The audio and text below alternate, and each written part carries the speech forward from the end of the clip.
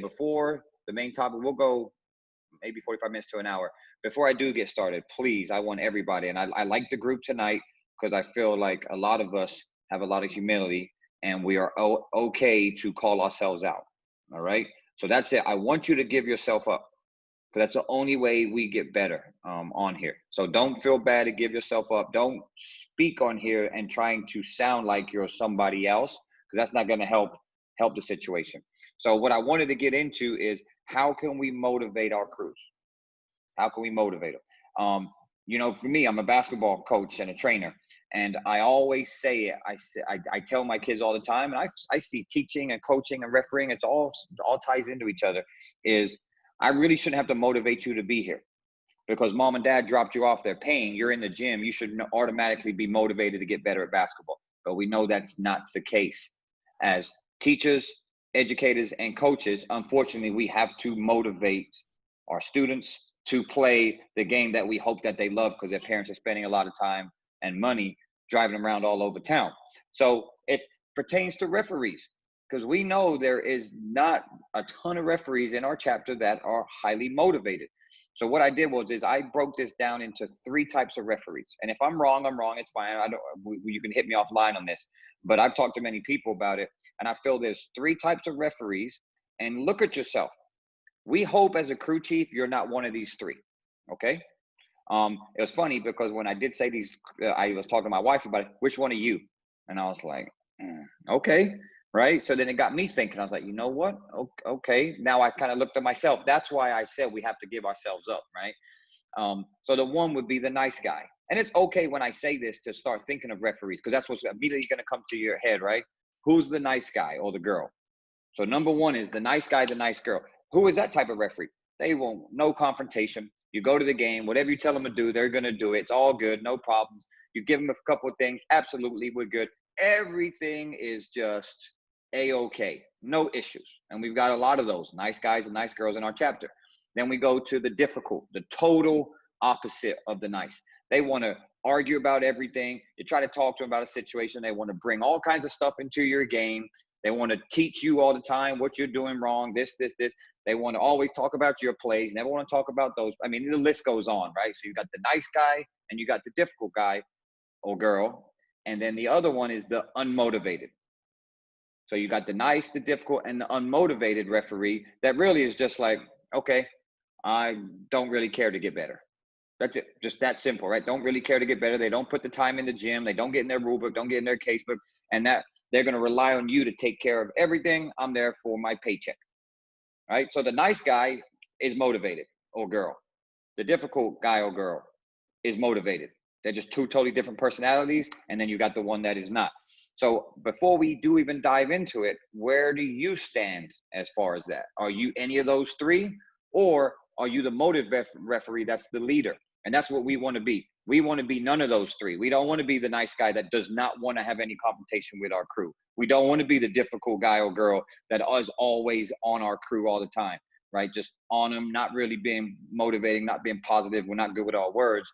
And then we clearly don't want to be unmotivated. So for us as crew chiefs, we have to be highly motivated. We got to be great leaders. And we talked about, I think on the very first one, what are the best attributes to be a great crew chief? And notice hardly anybody said play calling. That was on there. I think it was one referee that said that's number one. But we always talked about being a great leader and communicating. Those were the highest ones, being a really good leader and a communicator. So we talked about that, but how can we motivate our crew? So we're going to dive into three different things. The first one is before the game, pregame. Then we're going to talk during the game. We have some issues in the game. And then we're going to talk about post-game. We should be doing all those three every night when we're the crew chief. And we need to have different conversations based on how the game went. It can't be the same pregame every time. It can't be the same halftime discussion every time. And it can't be the same postgame because you're going to work different crews and the game is going to be different. Some games are smoother than others. Some are just absolute disaster.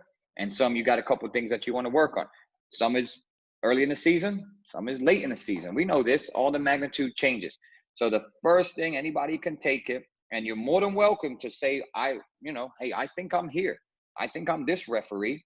Because it's always good. Self-evaluation is a tough thing, really tough thing. That's with everything. That's with our job, our marriage, whatever, right? We're just not great self-evaluators.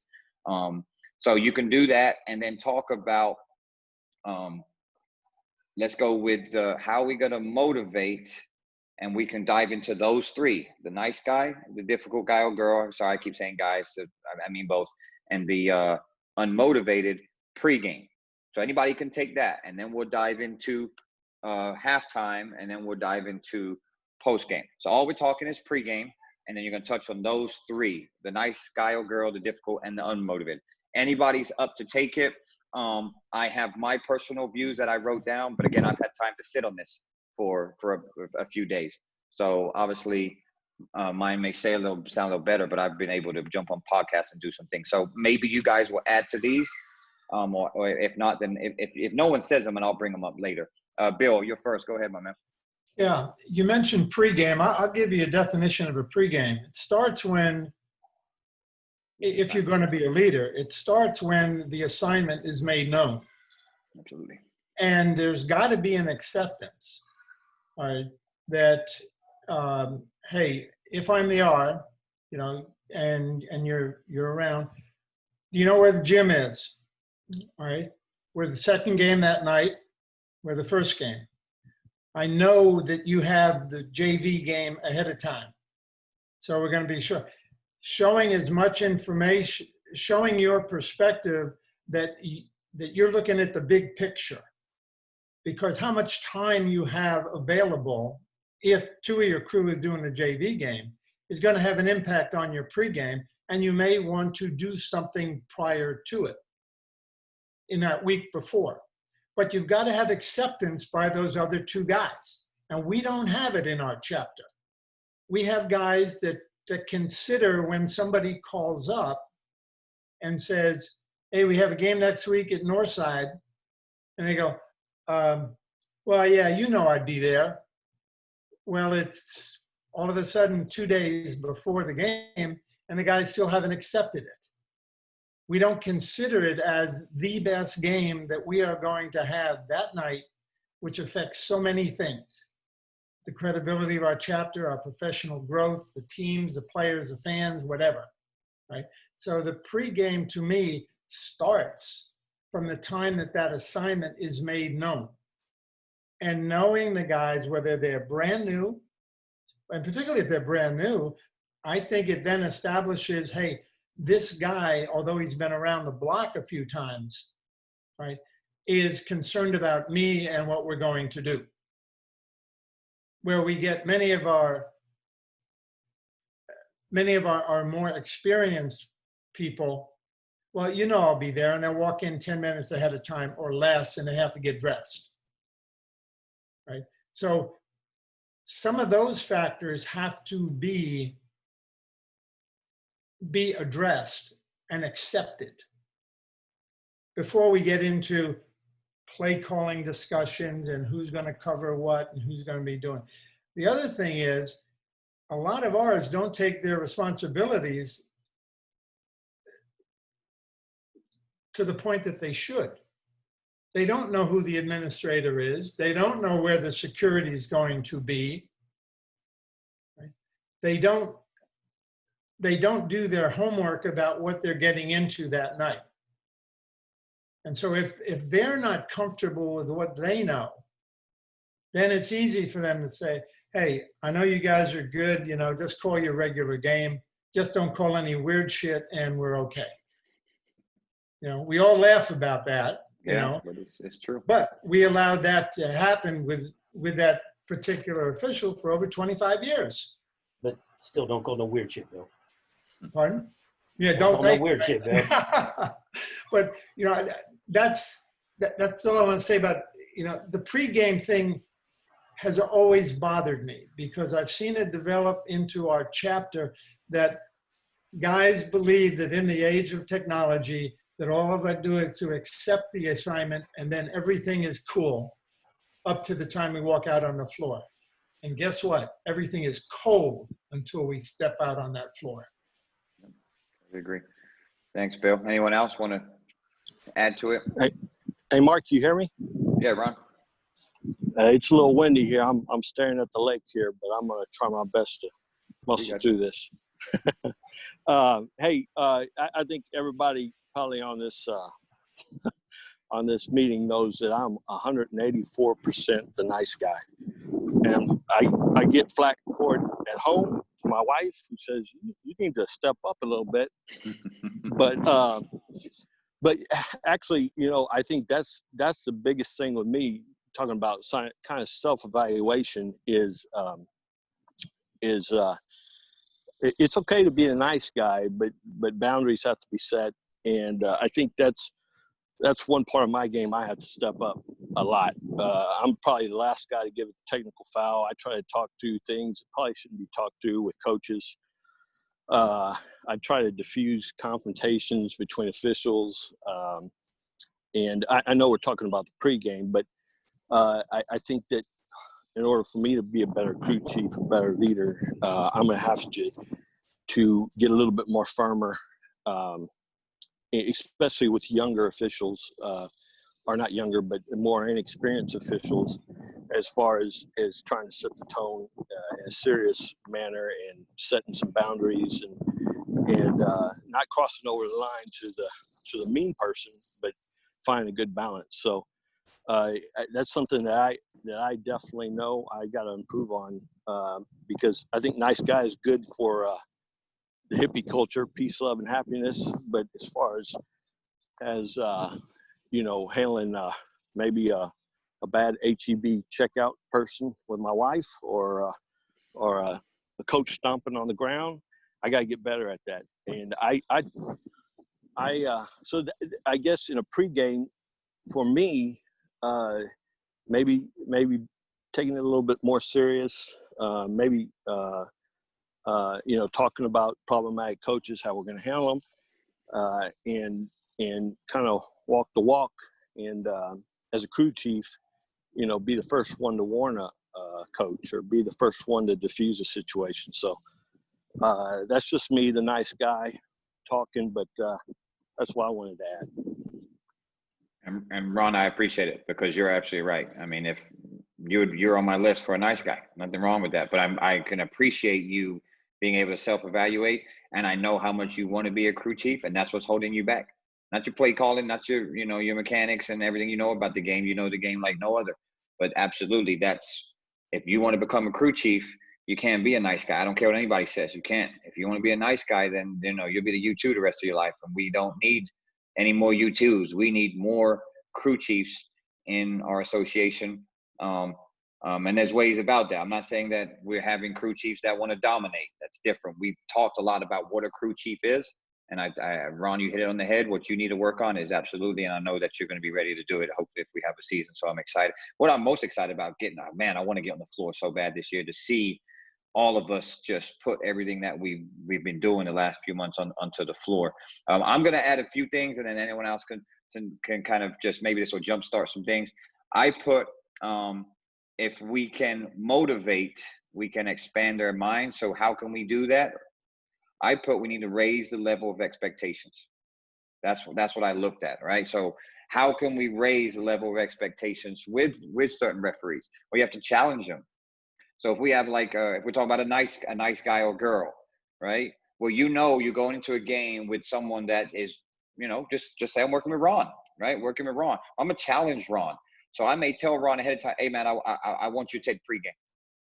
I want you to take the pregame, and don't tell them when you get there, because I know a lot of crew chiefs have done that before, and I don't agree with that. My personal opinion is, if you're going to allow someone to be a crew chief, basically give a good pregame, tell them ahead of time, because the moment you put them on blast in the locker room, all right, go ahead, Ron. Wait, what? They're not prepared. You're just going to set them up to fail, and that's not helping them during that game. So I would hit up Ron ahead of time. Ron, let's get a good pregame tonight. We know what kind of game we got. Come with a really good pregame, and then you'll find out real quick how serious they are, right? Because even Ron, you said it. I got to get more serious on the pregame stuff. To me, that would create them to expand their minds. Once you expand their mind, then they're wanting to learn more. Because I know this is what would hopefully happen, right? I tell Ron, hey man, you taking the pregame tonight. After the game, Ron says to me, hey Mark, how was my pregame?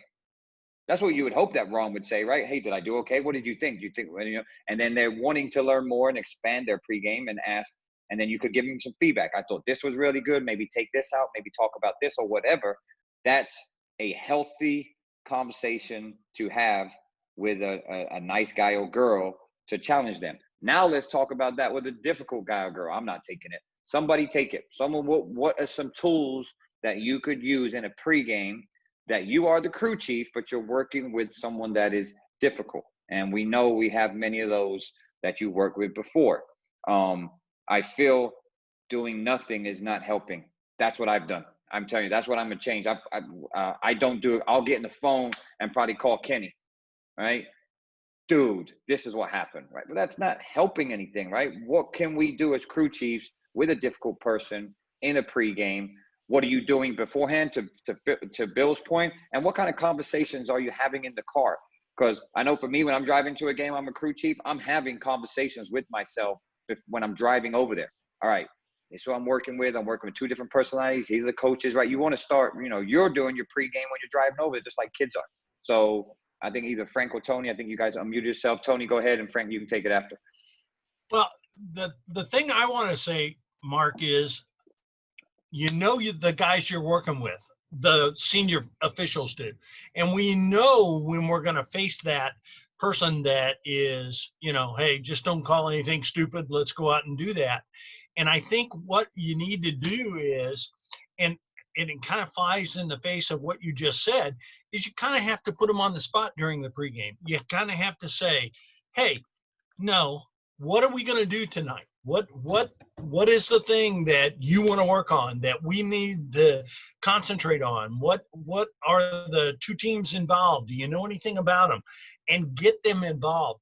If you don't try, you're not going to be successful. Now, a lot of times you'll try and you're still not going to be successful, but that's okay. You at least tried. And you got your other partner thinking about what you asked him, what you asked of the veteran that doesn't want to participate. And yes, we all face that. But I really think that if you really, really try, if you really, really say, hey, come on now, we've got a game to do tonight. And I try to get everybody involved. Hey, I'm done with my pregame. You got anything you want to add? You got anything you want to add? And please don't tell me no. What do you want to talk about? And make them participate. I think we'll be a lot better off. But we as crew chiefs have to do that. Yep, totally agree. Frank, you want to add to it? No, because Tony hit it right on the head. I think what the thing is you cannot avoid it.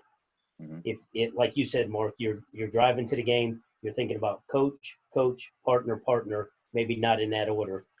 But when you get there, there's that discussion you're going to have at some way, shape, or form, or you're at least going to try to have the discussion.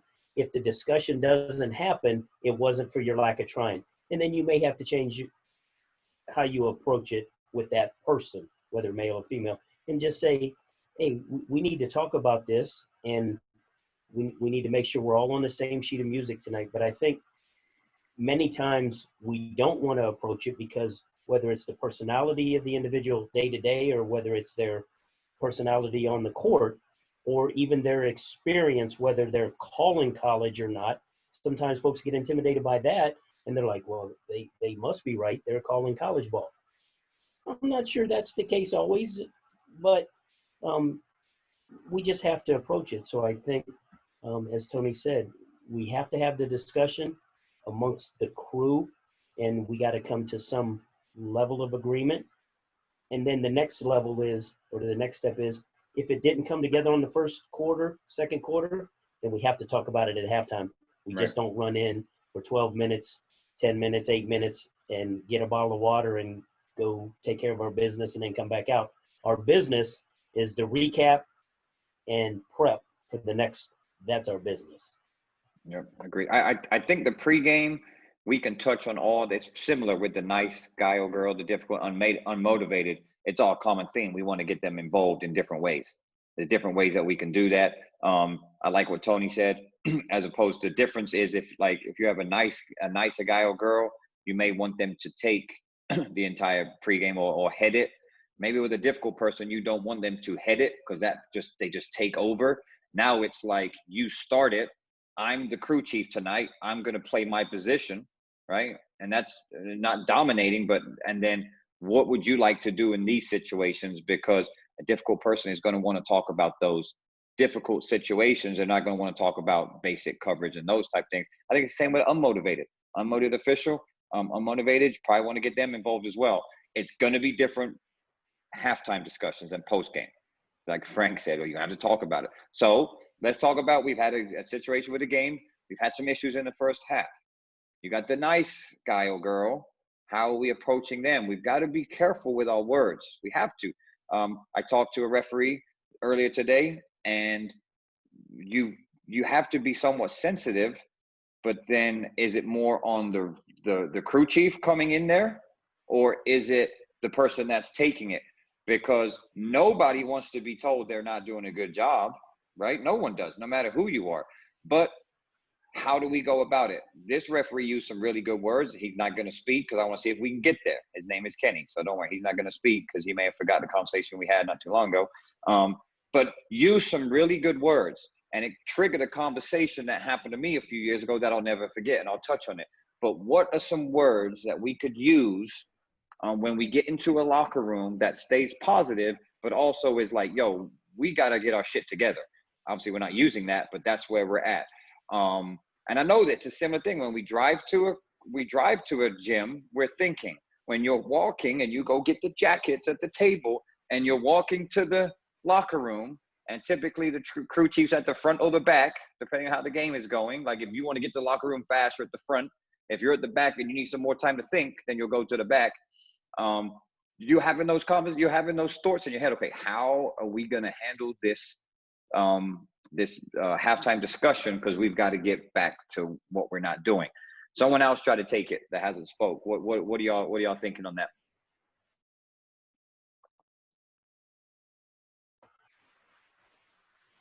I'll take it, Mark, real quick. Where everybody gathers their thoughts. And it Sure. may have been with Kenny somewhere. Two things that I've seen, and you talked about words. I saw it was the U1 or the U2 said to the crew chief as we went into halftime, hey, I'll talk about this. So it came from part of the team, not the team leader.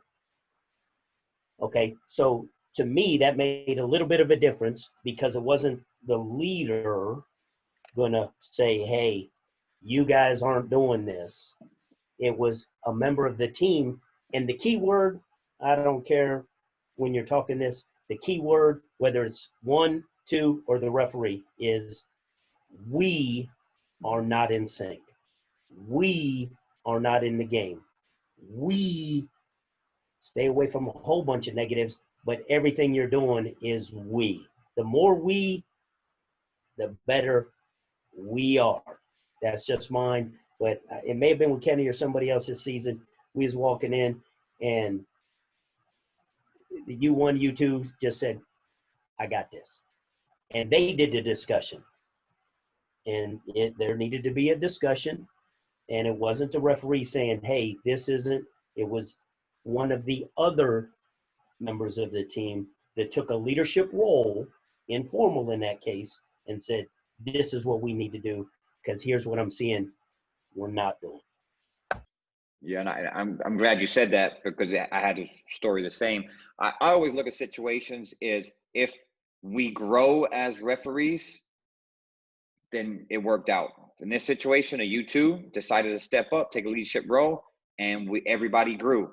Obviously, the U2 grew as stepping up out of the element, but also the crew chief grew. Like leaders don't always have to be in charge, right? I can actually take a step back. That's being a good leader, is letting my other referees lead as well. PJ, you got something? Yeah, as one of the officials who's been difficult in the locker room, what I've appreciated, just you said throw yourself under the bus, right? I appreciate that. Yeah, I don't have no shame, man. We all make mistakes. But what I really appreciate over the years is, a lot of officials on here, and I mean, we're speaking to the choir here, but the crew chief would come in, like Becky or Kenny or Tony, Charlie James, and they would throw themselves under the bus first. First thing they come in and say, whether it's true or not, they would say, I really didn't like that rebounding foul call that I called there. I really think that player just got possession of the ball, and I could have just let that go, so we could have just kept playing. And then they'll say, hey, what do y'all think about that play that I called? So they'll just put themselves out there first, and then say, hey, they think that they messed up on a couple of plays, and not just come down on you and say, hey, remember at the 4:20 mark and you blew this whistle right here. What did you see? I didn't see a foul on that. They didn't go that route. They went the route of putting themselves out there, and then they'll come and say, well, hey, is there anything else that you see that we could do better in the second half that we didn't do in the first half? So that's it, Mark. Yep, good stuff. Anyone else? Okay, let me add this then. Okay, so what do we think about the words? And we can go yes or no on this. I'm fine with it. About just this simple. We've had I'm talking about really bad first half. We get in there as a crew chief. We know we have to step up. We got to say something that we say, we have to be better. That's it. We have to be better. What are we thinking on how would that conversation go? All shed light on what happened to me as what I heard something similar, not within our crew, and it stayed with me ever since. But what do we think on that? Do we think that's something we can use as consistently? And I'm not saying a strong tone, right, with that we're coming out, but it's we're not being disrespectful. But hey, we're getting to the point. We have to be better, and then obviously that triggers other conversations. What do y'all think? What you got, Tony? I think you hit the nail on the head with your last comment. Was we have to be better in the second half. If we're not better in the second half, it's going to go really, really bad. So I really think that when you go in, you have to say, and maybe be blunt. We suck, guys. We didn't do a very good job this first half. What can we do better? And get everybody's input and get everybody to sign up and say, this is what we need to do better the second half. Now, the problem we have is we don't want to really change the flow of the game, but we want to change how we adjudicate the game, how we referee the game. We want to make sure that we're getting what we need to get and not have a continuation of the first half. Yep. PJ, go ahead. Yeah, as a new official here, I was a U2, and I had a difficult game in the first. We had a difficult game in the first half as a crew because we had both coaches upset, and the game didn't have a flow. So we had, let's say between 25 and 30 foul calls in the first half. So it was really a bad flow. We had a lot of people upset. So you guys just helped me. How would you handle, something like that when you see you don't have a good flow? I always say, and we can go through this as well, what other people think is we want to try to have a good flow if the kids allow us to do that. Because I think we get caught up in always having a good flow. And if the kids are not playing legal, then we try to figure out, well, let's pass on some things so we can have a good flow. The kids are going to dictate if we have a good flow or not, right? And I remember a game that me, Mac, and Sebastian had. We went up to Dallas. That game was way over my head. I'll never forget it. And everything went wrong from the trip to our food, to when we got there, to the locker room, to the administrator, to the score not being ready, to the speakers not working. It just was a domino effect, right? So you can only imagine how this game was set up for us. And then we get out there and we're just hoping the kids will play for us. We are in the double bonus in the first quarter on both teams. We're at 27 fouls in the first quarter. It is just nonstop. And I remember I'm just like, Max all over the place, blowing. Sebastian don't care. I'm the nice guy. Like, what is going on? And then I finally get my first foul and I walk and Max says to me, you keep effing blowing. You keep blowing until they figure it out. I said, okay. So right away, he said, you better jump on with us and then that's all we did. We kept blowing. The second quarter, we had 2 fouls. 2 fouls the second quarter. We go in at halftime, and Mac, I remember Mac, he said, these, and with choice words, they going to figure out how we're going to play based on us, right? I said, okay, Mac, I'm trying to get him to calm down. But he said, no. You see they can play. These kids, and I think the winner was going to regionals. It was late in the playoffs. Big-time kids can play. They know how to play, so they can figure it out, as you can see from the second quarter. Well, guess what happened in the third quarter? 20 fouls. They were testing us. Mac said it. They're going to test you. They're going to test us when we come out, because when we're going to the locker room, guess what we're yelling? Man, y'all terrible. You suck. San Antonio referees, da-da-da. Y'all don't let us play. No, we should have picked you. And he was like, it's a test. Don't worry. Our game, if we come out and we don't do what we need to do in the second half, it's going to be just like it was in the first quarter. 15, 20 fouls. We're in the bonus in the third quarter. We end up having like 4 fouls in the fourth quarter, right? And that really hit home for me, was all year long, referees letting them play, right? And that's how they've been playing for 30 games. Well, we come in there and mess all that up, okay? But they did figure out how to play. And it will always hit with me, like, kids are smart enough, especially the better ones, they'll figure out what they can and cannot do. And they're going to test you. Coaches and players are going to test you from the jump. So when it always comes to flow, I always go back to that game. As you can see, it's pretty fresh for me. I think it was 5 years ago. But that's what we need to, I think, as crew chiefs, those conversations, if we've had 27 fouls in the first half and they warrant 27 fouls, then as crew chiefs, hey, keep blowing, guys, girls, just keep blowing your whistle. They'll figure it out. And if they don't, then we got little Johnny, 8th and 9th, coming off the bench. They're going to get some court time tonight. Mom and dad will be real happy that they got to see their kid play, right? So that's my kind of set on it. However, I also understand that we can't be calling it like a college game. That's another topic, right? We can't call it. I just did a podcast not too long ago, from the way that we call in high school and college women's, you cannot call the same. You can't, because it's different standards. It's different. Now we have to, we can be more patient in high school, let them play through some things, but if it gets out of hand, we have to. We're not going to allow them to beat each other up as far as that. So definitely, I just wanted to touch on that, PJ. Hopefully that helped a little bit where you were going. Anybody else? Yeah, Mark? Go ahead, Bill. Yeah. I think we also have to remember that we are basketball officials. We are not game choreographers. The flow is established by the coaching staff and the athletes. And to back up your point, we are the adjudicators. If the show is perfect, we got an easy paycheck. If the show sucks, we got a tough night, but we're qualified to take care of it. I never went to college and got a degree in choreography. Maybe you did, right? I read the basketball rule book, and that's my guidebook.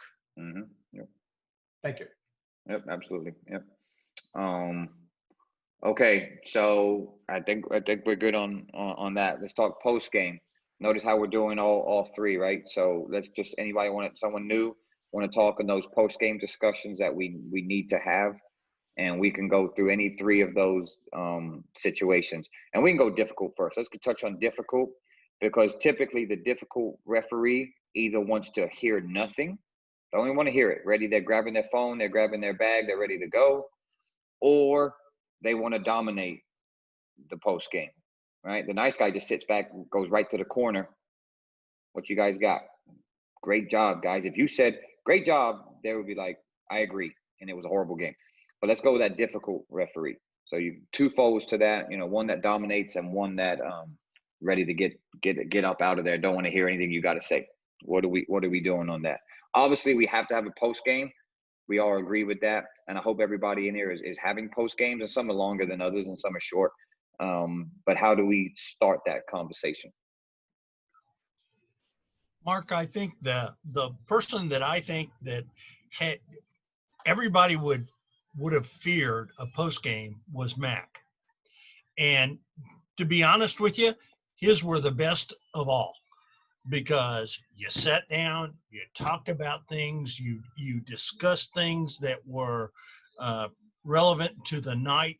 I remember our last game with Mac, you and I and Mac, and we stayed 30 minutes after talking outside of North Side Stadium. That's where you get your, as far as I'm concerned, that's where you get better. That's where you understand and you know that. And shame on us if we don't have a post game. If we go in and say, yeah, everything was great, thank you, see ya, and leave, that's not good. That's not good for anybody. So I really think that we need to concentrate on doing that more and not be afraid to do it. Not be afraid to be the guy that's in charge of it. Yep, agreed. Do we open it to the group, or do we take charge? Is that based on case by case? Is that based on your crew, based on how your game goes? Absolutely. Everybody has to have an input. Everybody has to have an input. And if you're the crew chief and you don't let someone talk or you don't make someone talk, then that's shame on you. Yep, agreed. And that's exactly what I was going to say, Tony. If you as a crew chief know the other two officials, whether they're the not going to talk guy or the always going to talk guy, you already know that going in. You as a crew chief initiate. You may ask, is Ron still on here? You may ask, I'm going to pick out Ron every time because he's self-identified. I'm going to pick out Ron at the beginning and say, Ron, what do you think? That was our game, because Ron's the nice guy. He said he's the nice guy. I'm going to see what the nice guy has to say. How did he feel? And then if the other officials is at the other end of the spectrum, I may go the other way and start with him. But I'm gonna work the room as a leader and at least initiate, and then kind of facilitate to make sure we talk about. I share one experience. I think it was 2 years ago out at Paul Taylor. I knew you were going to say Well, Taylor because you live there, dude. All your games are at Taylor, 5 minutes from your house. I was going to finish a sentence for you, Taylor. And where you at tonight, Mark? I'm at Taylor. I know you are, man. Get the stuff Well, calling me. North side sometimes, but Yeah, Taylor whatever. Taylor on the off nights. Yeah. So we're at Paul Taylor right when they started renovating. They put us in the new locker room. Well, an official, he was in the old locker room while it was being renovated. And I'm calling him. He says, I'm at the game site. And I go, I don't see you. But anyhow, we do the game. It is not a great game. It's a veteran official. It's not a great game. Marvin is up in the stadium. He's watching. He comes down, and I start the post game, and I'm asking the veteran official, "Hey, how did you think we did?" And then I had Marvin on here because I'll tell Marvin, he'll admit to it. I had to pull Marvin off because Marvin wanted to do the post game, and I said, "Marvin, this is us. You can sit here, but let us get the post game." And as soon as we started the post game, one of the officials said, "Hey, my gear is over in the other locker room." He went, got his gear, and to this day, I've never seen him again in 2 years. Seriously. I have to go look at the association roster, whether he's in the association or not. I don't know, unfortunately, because I've caught a lot of ball with him over the last freaking 10, 12 years. But it was just he did not want to have a post game. And you're going to have those folks, like you said, Mark, just grab the bag, hey, we're good, and go. And so I think as the crew chief, you have to initiate, and you got to know the game, you got to know your crew, and you got to know how to be all inclusive. And it may be one of those things where you walk in and say, "Hey, how do you think we did?" It's an open-ended question. How did we do? Yep. But yeah, so you run it. We all know this, those that are on here, that we run across all types. But I think you at least have to approach it, because there's too many times we don't. And okay. Hey, Mark, I want to throw one thing in there, my last thing. I Yep. agree with Frank. But I just want to add, be careful. What I found a lot is that you go into the realm of, your halftime and your post game talk. You can get into the crossing the edge of judging your partners, and I found that a lot with some of even the younger, lesser experienced officials now coming up. We kind of got to get away from that judging your partners. I know this is a part of your changing the culture. I think y'all are doing now, but we don't want to cross that line to where we're judging our partners, and then now we're getting on the phone and I'm calling my mentors and I'm complaining about, such and such made this bad call, such and such. Well, guess what? You did too. You made bad calls as well, but we don't want to cross into that line of just judging our partners. And that culture can really be destructive and corrosive. I agree 100%. And I'm terrible at it. I'm terrible. I got you, Kenny. I'll get in the car and make a phone call. And it's something that I've done a lot better this last season, and I have no problem calling myself out, and we all do it. It's D1 referees do it, NBA referees do it. It's the hardest thing to get away from, but we got to take a deep breath and be like, why? What is that helping the situation? And I always look at every situation, who grows. That's my theme, is who grows from these situations. Well, you make a phone call and you call somebody and talking bad about a referee, who grows? You don't grow. That referee doesn't grow. And then maybe it gets back to the assigner and now he's pissed and that referee loses a game. Well, then nobody grows from it, right? So that's how I'm trying to look at it, and it helps me because I'm still a pretty immature guy. So I'm trying to get better at that. Self-evaluation is a tough thing, right? I didn't think I'm bad. I'm bad at it. So I appreciate you saying that, PJ. It's something that we all need to work on, but probably me more than others. Kenny, what you got? Yeah, so my thing is, I know for me, I struggle at times at post game, and I think it's because I have to monitor my own expectations of other people, right? And so, because then I may think they are better than they are, or I expect more from them than I think they are, and so I can create a bad situation by, showing that in my body language and my tone. So I have to be more aware as a crew chief on how to get the best out of that, how to get the best out of that post game and out of that person without hurting their growth, right? I think what we can do, I think as a chapter, we really have to talk about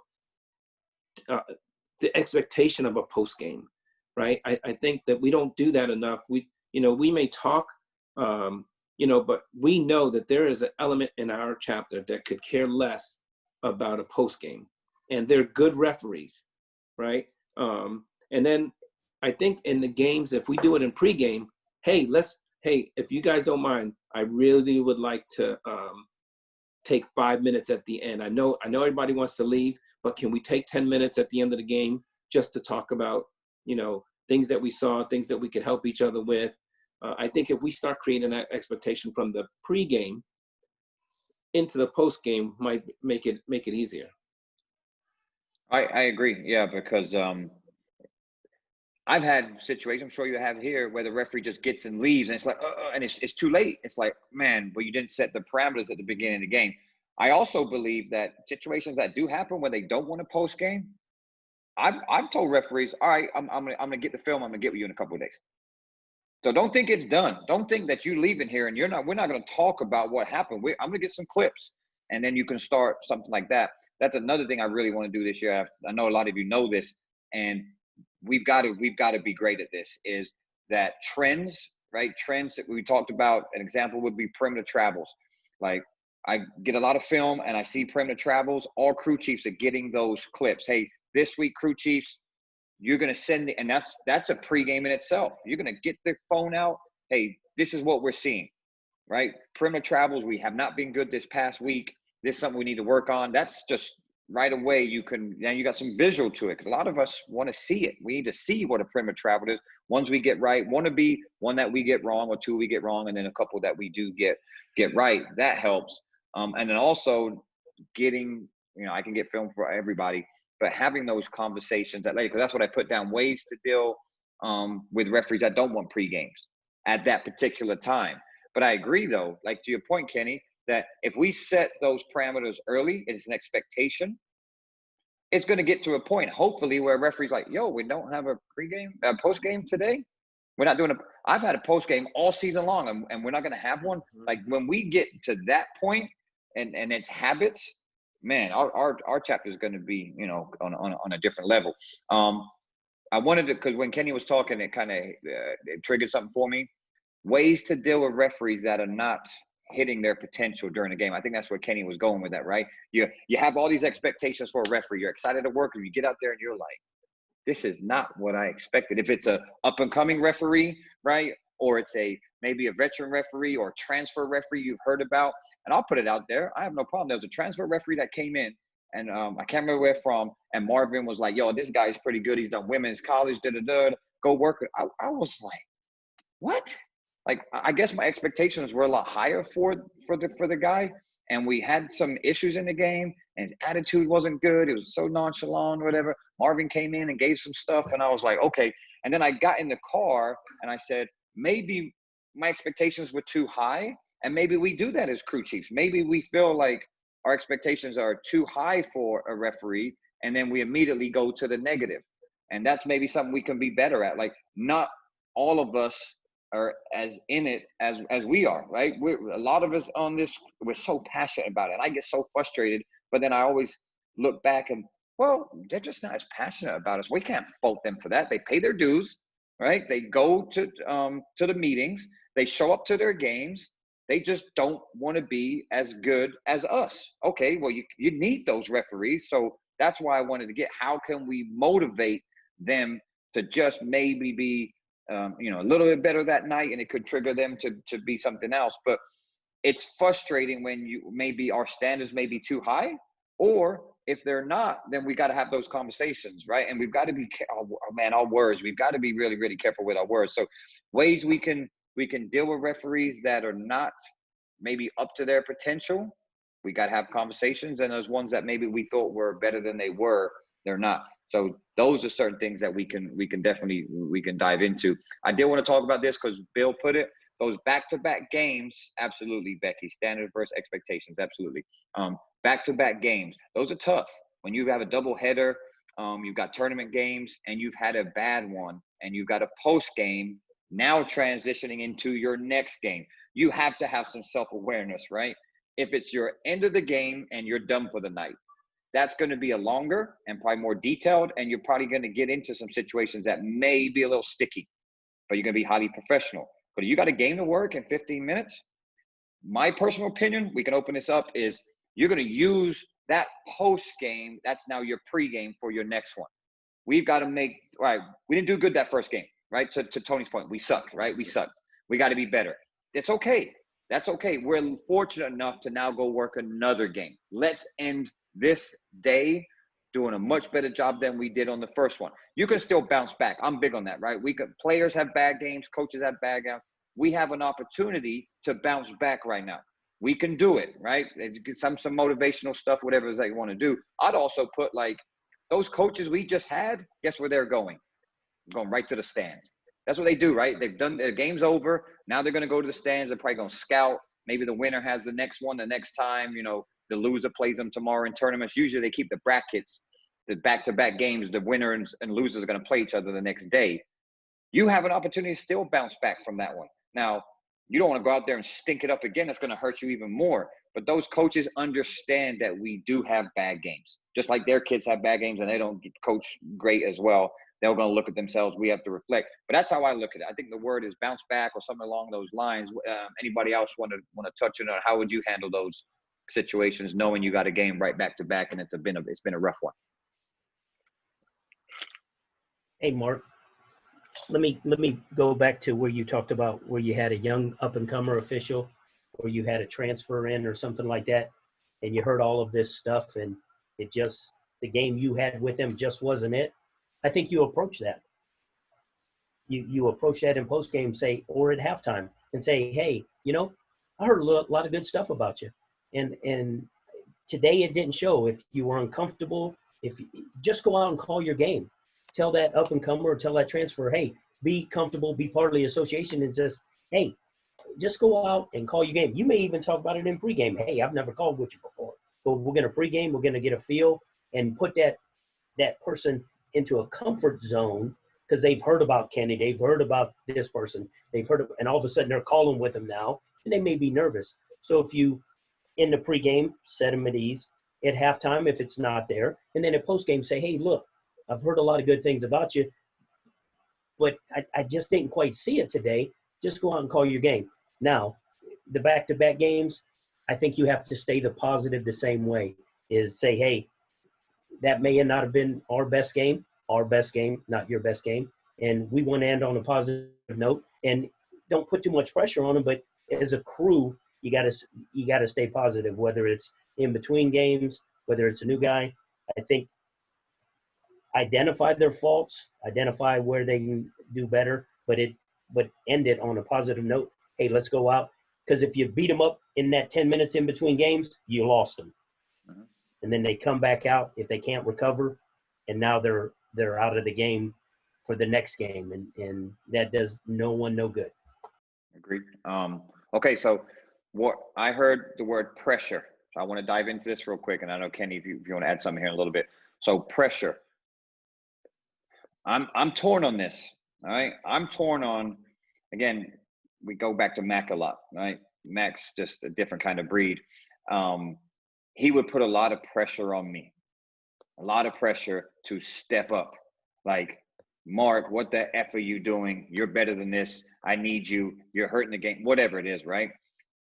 But that doesn't always work necessarily with some different individuals. But the culture with our chapter is, I think there needs to be, my personal opinion, more pressure to everybody based on the veteran who's been doing it 20, 30 years.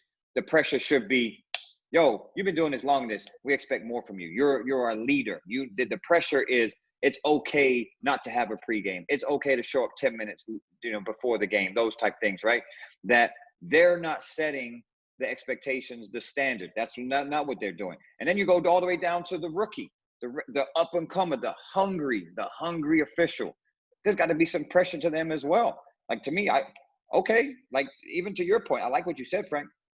I heard you were better than this. I don't know how the words are, but along those lines, the pressure is like, you want a young and hungry referee to possibly prove you wrong, because that's how they're built. We talked about Raphael a little earlier, right? Me and Kenny were talking about, and I even talked about, the young guys, Kenny Lemon and Jeff Massey. They were so hungry last year. I don't see the hunger anymore. I see hunger from Michael Bonds. He would be on this meeting if he wanted to be. He just texted me right now, no Zoom meeting tonight. Like, those hungry referees, right? I still feel we need to add pressure to them to continue to grow and want them to jump and really strive quick. Like, it's okay to be on the fast track. That's my personal opinion, because I've done that.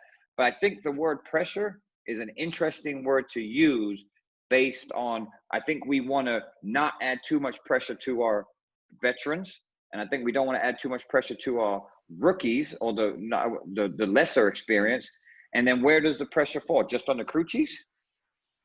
I mean, what do y'all think on that? I'm different. I think we need more pressure in our chapter to set our expectations to be higher. Our standards would be higher, and we won't allow certain, officials to do what they do, because I don't feel like they're helping the chapter. Because we have 432 referees. We got 13 on this meeting, and we have maybe, 30 crew chiefs, maybe. I don't know, right? So we can't put all the pressure on the crew chiefs.